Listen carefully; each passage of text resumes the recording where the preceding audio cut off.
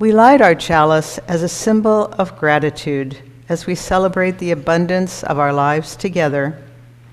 In this sanctuary, we harvest bushels of strength for one another and offer our crop with the hands of compassion and generosity. In the authentic and gentle manner of our connections, we cultivate a simple sweetness to brighten our spirits. May we be grateful the ways we nourish and uplift each other, for it is the sharing of this hallowed time together that sustains us.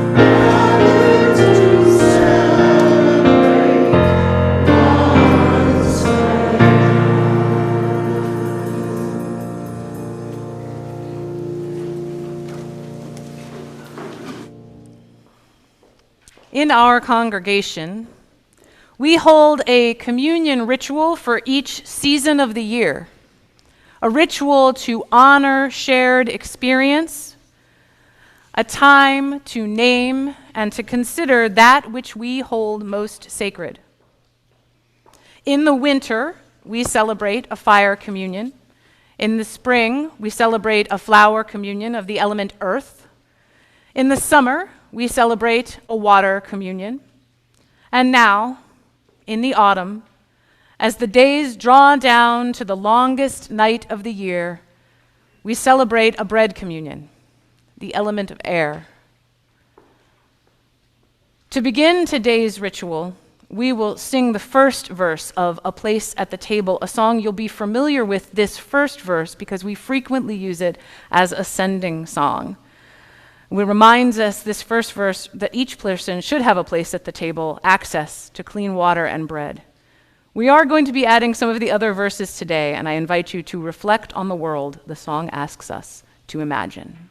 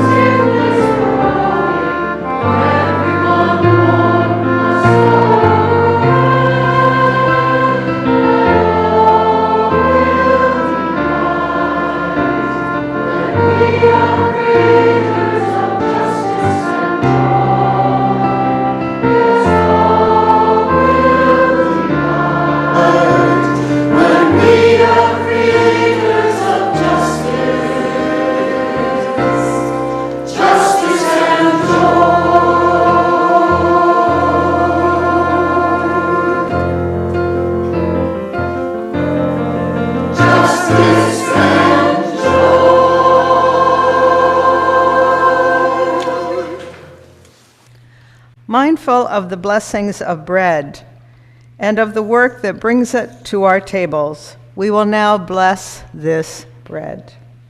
In a world where wheat and weeds grow in the same field, where suffering and greed often seem to be to us as plentiful as joy and justice, the call to bless comes to us, swelling in our hearts, the call to single out the graciousness of this life with words of thanksgiving and beauty. By blessing this bread, we call for an end to the injustices which deprive our siblings and cousins anywhere of their unconditional right to bread, to shelter, to the comfort of love and work, and of support and equity. As this bread was once scattered across the field and thence through the effort of work, gathered and brought forth to this table as nourishment, so may the people of our common earth scattered across the fields be gathered through the marvelous effort of mercy into a world where neither nourishment nor justice nor love is rare. Let us give thanks.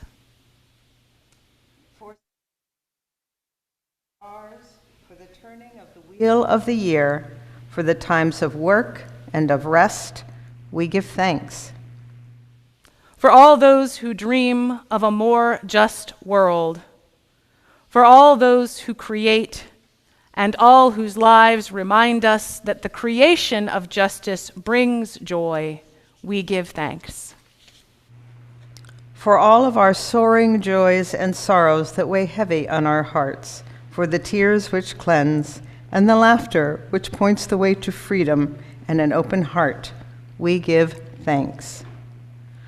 Whatsoever does not move, whatsoever does not change, whatsoever does not transform, is not alive. Therefore, come now, Spirit of life, move in us, and in this sign that we too may break the boundaries of our crustiness, shyness, and fear, and open our hearts to each other, that we may grow yet more merciful and compassionate, that no living or inanimate being shall be outside the circle of our concern and our growing love.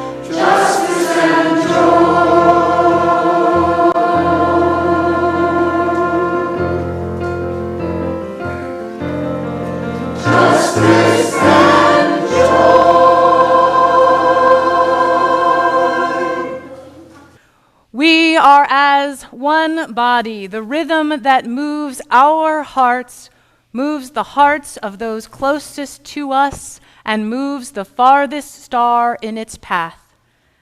Take, therefore, and eat, as a pledge to the growth of mercy in the world.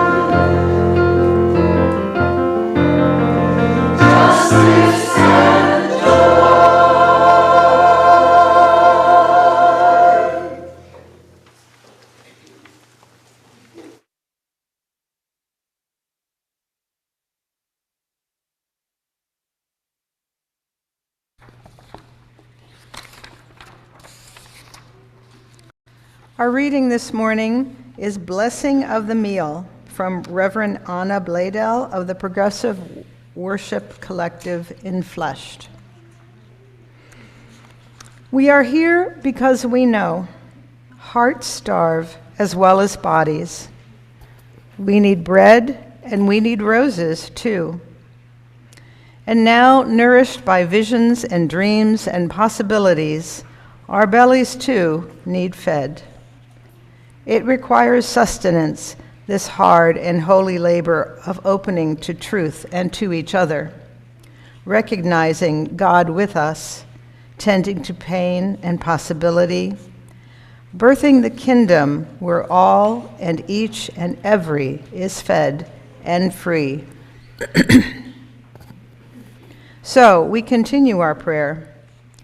Gathering at table, we follow strains of living yeast kneaded into the gospel. Ordinary people, all beautiful and broken and blessed.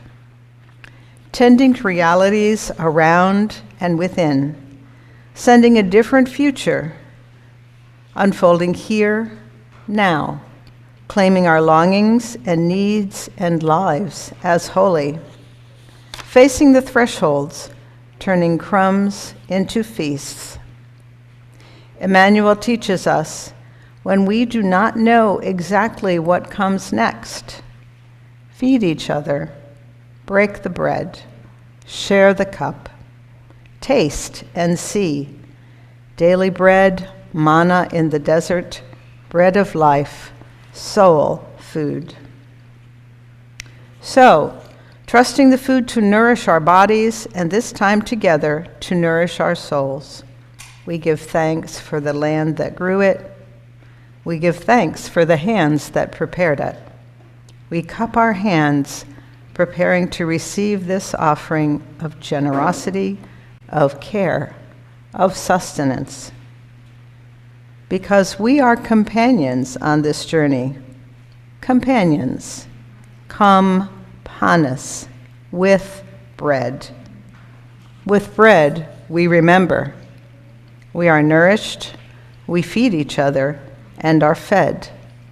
We feast together. May it be so.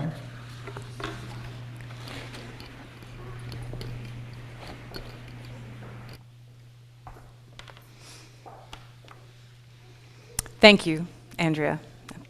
I love that reading. So at the Thanksgiving dinners of my childhood, it was my grandmother who always said the grace before the meal. This was my mother's mother, born and raised in the Lutheran Church, Missouri Synod. She was a deeply faithful person her entire life. And when it was time for grace on Thanksgiving, she shared that with us. A lot. For like a really long time. My grandmother prayed. There we go. Prayed with great sincerity, without artifice, with nothing but real joy and love pouring from her heart and her lips, praising the God of her understanding for the gracious gifts of our table, giving thanks for all we had. But like a lot. My grandmother's graces were legendary. She would begin softly, get into a rhythm, picking up pace and volume, naming the gratitudes, and never hesitating to add a new one that occurred to her as she spoke. Oh, Lord, one more thing. My brother and I would often share strained facial expressions across the table. Grandma really knocked it out of the park this time, we'd joke later. Until the first year she wasn't with us to lead the grace. Until the first year we looked at each other around the table to say, well, who does this now? For many years, that role fell to my father, and since his death, it now falls to me. It is a sacred trust, being the gratitude counter of the family. And it is a responsibility. Around our annual Thanksgiving table, we have people with various different spiritual outlooks, coming from different life circumstances, representing many stages of life, and that's just my family, which is tiny. Every family, every gathering of chosen and blood relation, and every joyous Friendsgiving, Thanksgiving, other giving that we have this week, they're complicated. And how is it that we are to speak the truth that lives within our own hearts? The truth of gratitude mixed with sorrow for those who don't share the abundance that we do.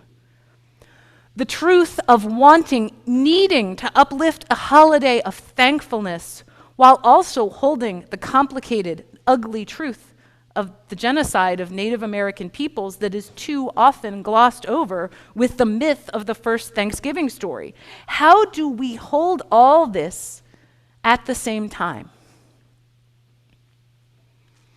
Every family, every community that comes together in praise and gratitude must come to their own terms with this balance. The words of our bread communion blessing today suggest one way.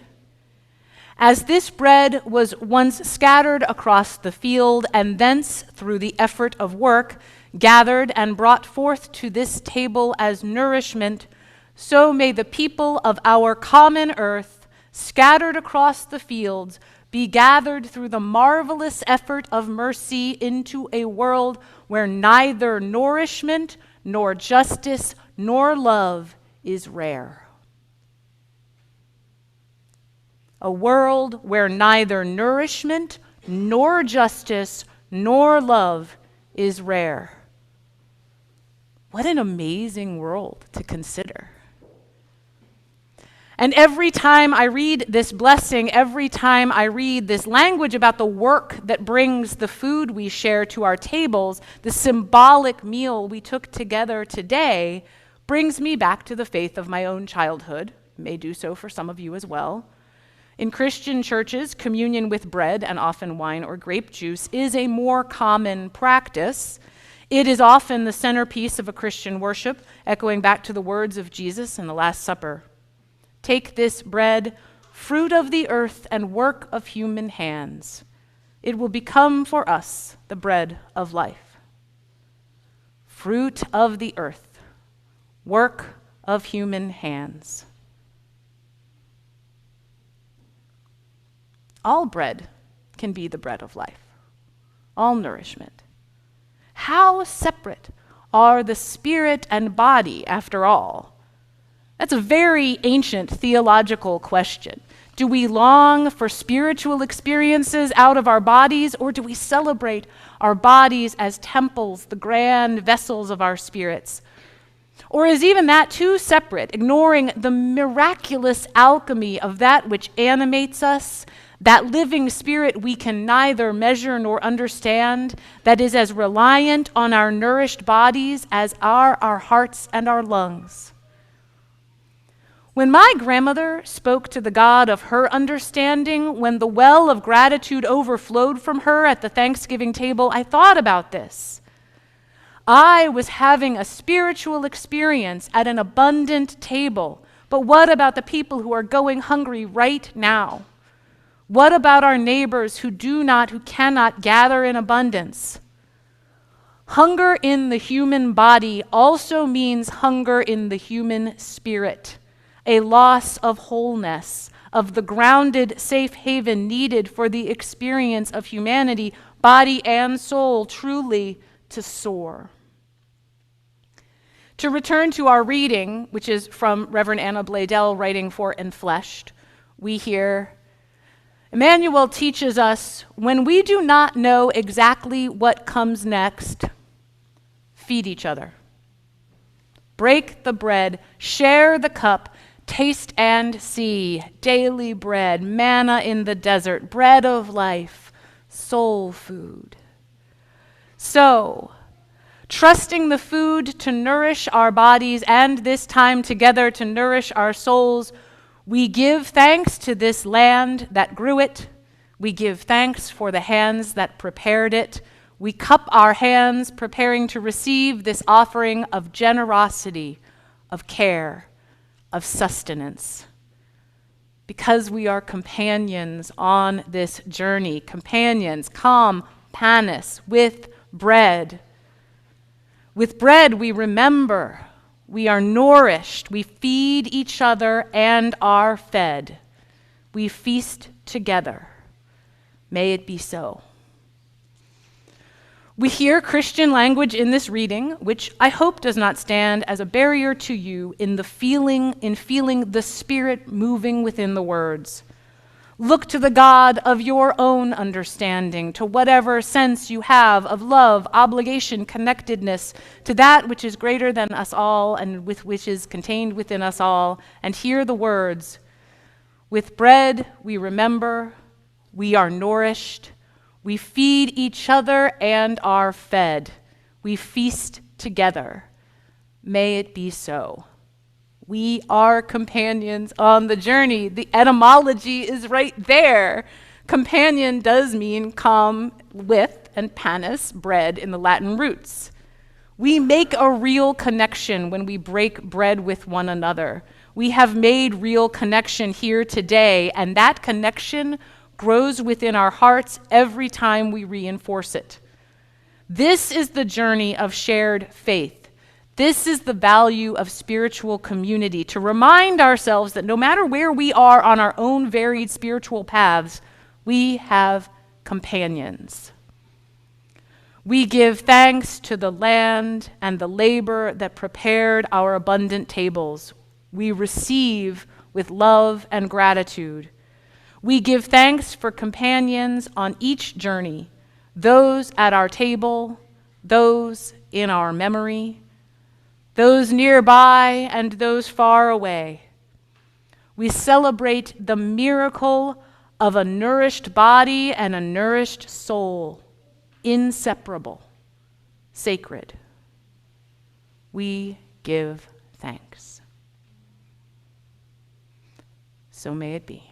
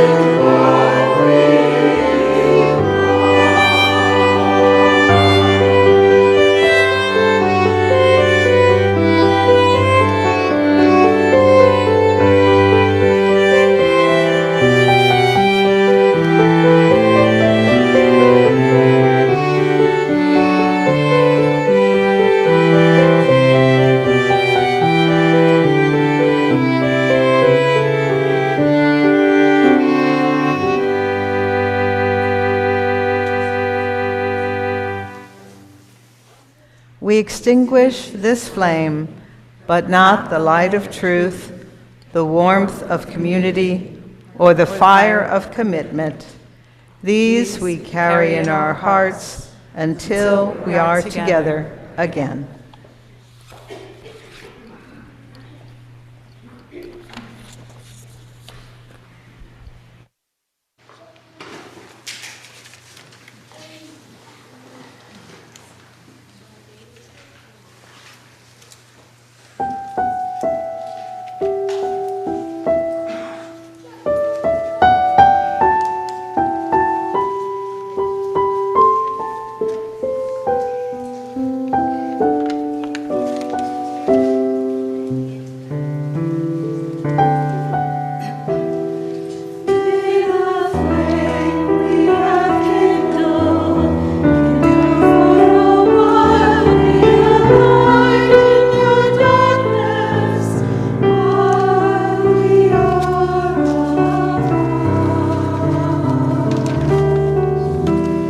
May the